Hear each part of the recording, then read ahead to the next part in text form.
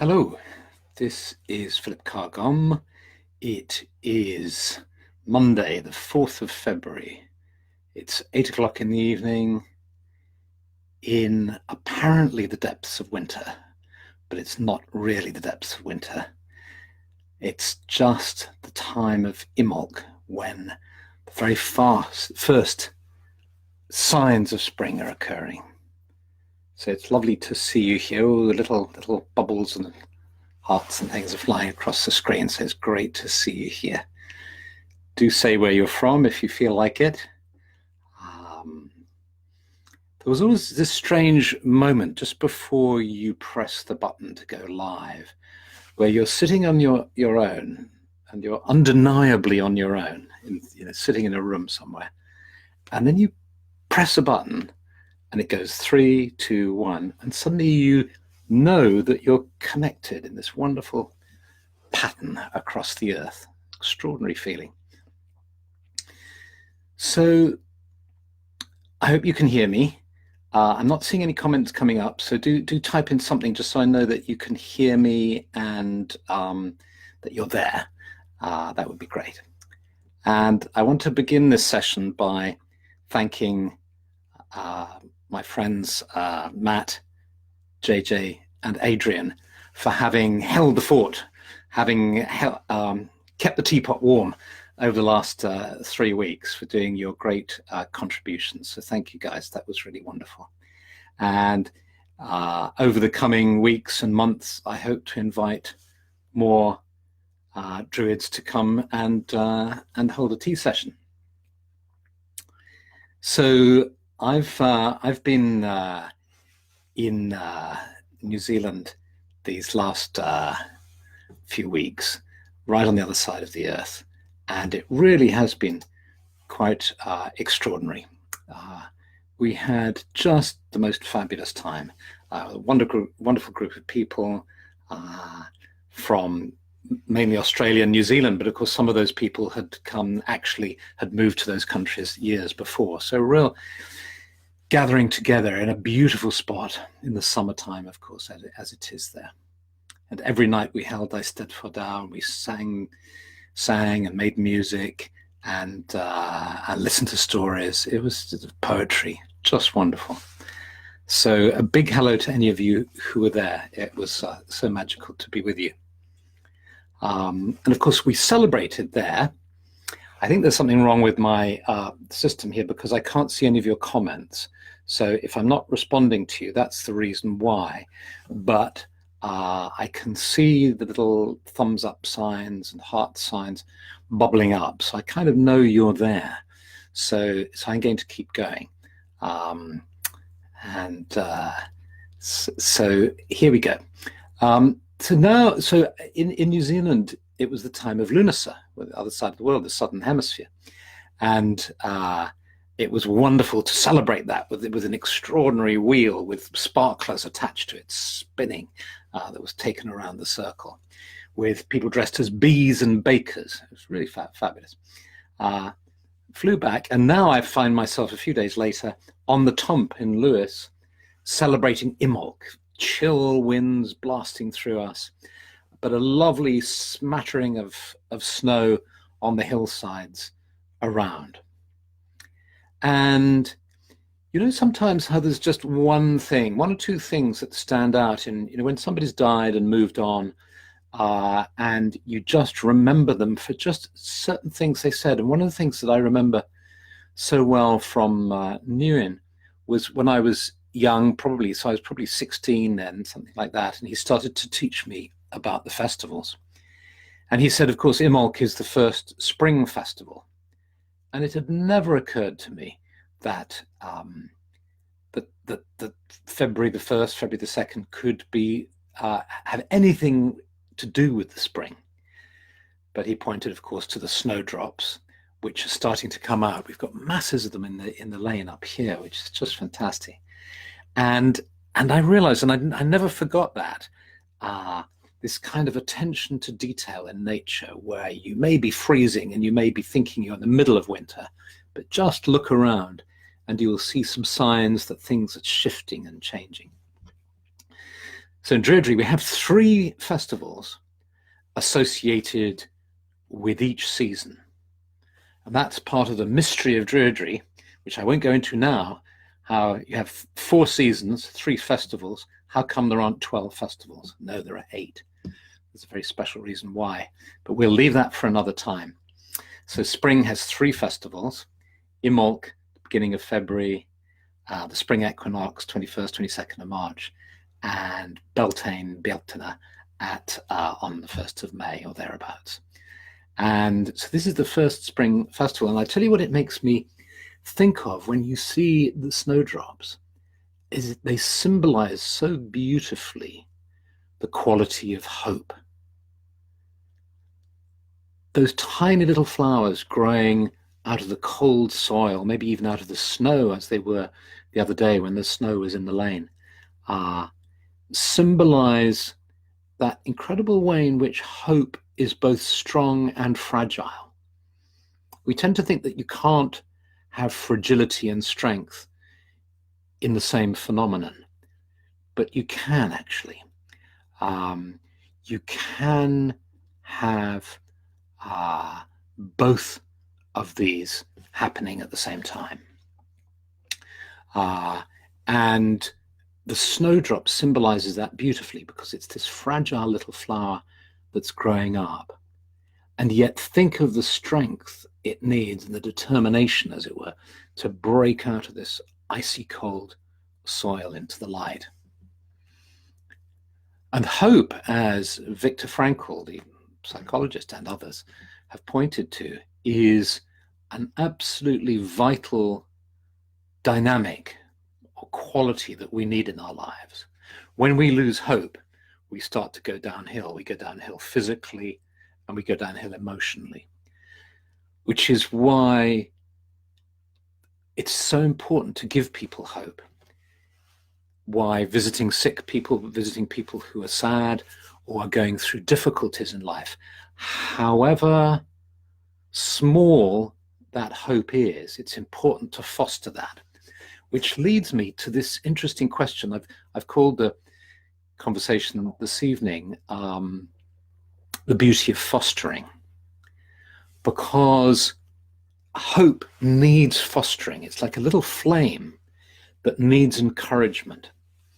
And this is precisely the spirit of this time of year, is fostering, encouragement, nurturing, protection.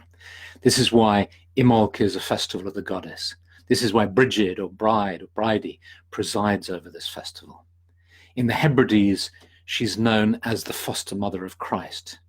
So this idea of fostering is really powerful, and it's considered a highly important and sacred activity, the whole concept in the Celtic tradition.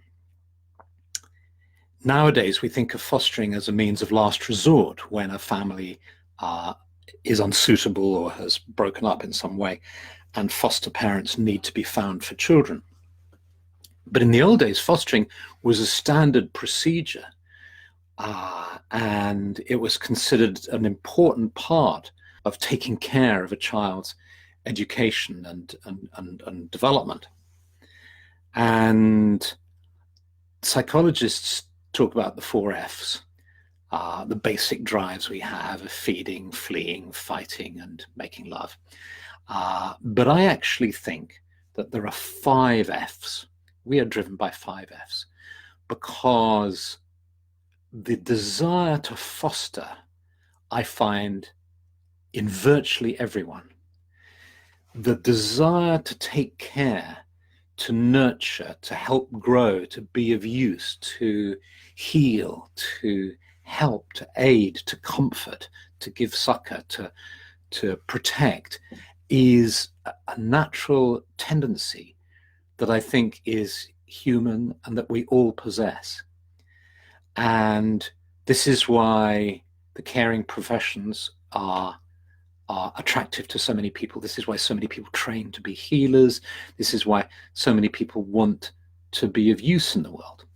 And this is a quality, an aspect of ourselves that is important as all the other aspects. And it needs nurturing and needs cultivating. And spiritual discipline does cultivate that. It's as if those other qualities are perhaps of a different order. Fostering is of another order than certainly fighting and fleeing. It's of another order, and it needs cultivating.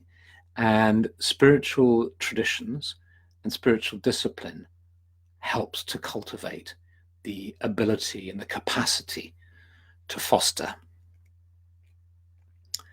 And what the idea evokes for me, which is particularly relevant at this time, is when you go outside. I mean, today was a particularly hot, the weekend was beautiful, sunshine and snow on the hills. We went walking up to Firle Beacon and it was just extraordinary. But today was particularly horrible, raining, cold, windy. And it's analogous, I think, analogous to the way we can perceive reality around us. The political, social, economic, ecological situations that are around us that seem so intransigent, so difficult to resolve, so gloomy and so dark. And yet, there are signs of hope. There are individuals and there are groups that are being of value in the world. And like that wonderful story about the old man who goes down to the beach and finds that the tide has gone out, leaving lots of starfish stranded on the beach, dying. And there's a little girl who's throwing one starfish at a time back into the water. And he goes up to her and he says, what are you doing? And she said, well, I'm saving this starfish. And he said, well, how can this possibly make a difference? There are thousands of starfish here. And she just looks at him in the eye, holds the starfish up and says, well, it certainly makes a difference to this one, and throws it back into the water. And that's, I think, the attitude to adopt. And that is the attitude of hope. And so let's use this as a theme for our meditation. Let's, if you're willing, to do a meditation. If you don't feel like it, you can just listen and then watch it again later. But here we go. So each of us, all over the world.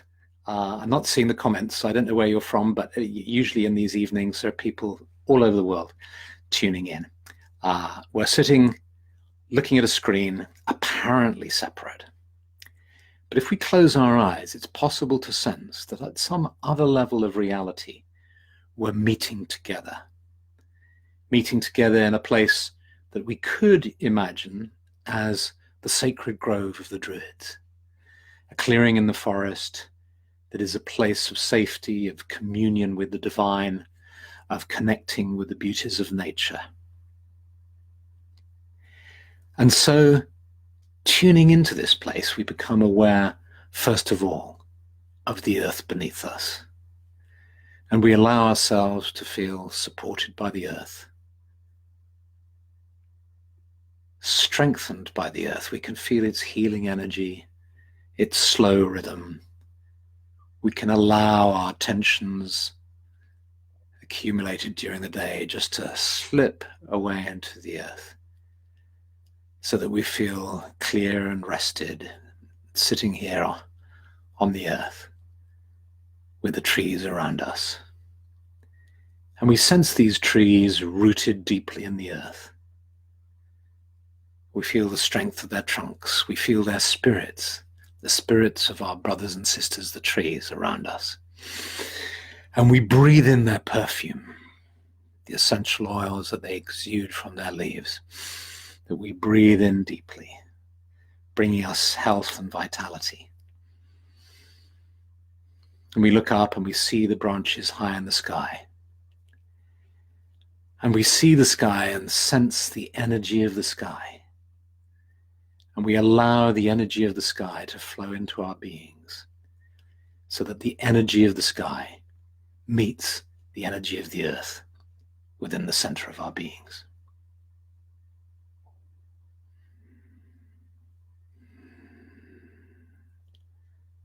And now imagine that there's a light dusting of snow on the floor of the grove. So there's this beautiful dusting of snow, and you may find it being reflected in the moonlight and starlight, or reflected in the sunlight. And there, just ahead of you, you can see a little group of snowdrops growing out of the snow. And you may see this clearly, or you may just sense it. You can just imagine it or pretend it's there if you don't see things clearly. Just believe it's there. And there are these snowdrops growing, the little white heads. And notice how you feel as you sit in front of these snowdrops. Notice the response you get in your body and your being and your energy field to these snowdrops.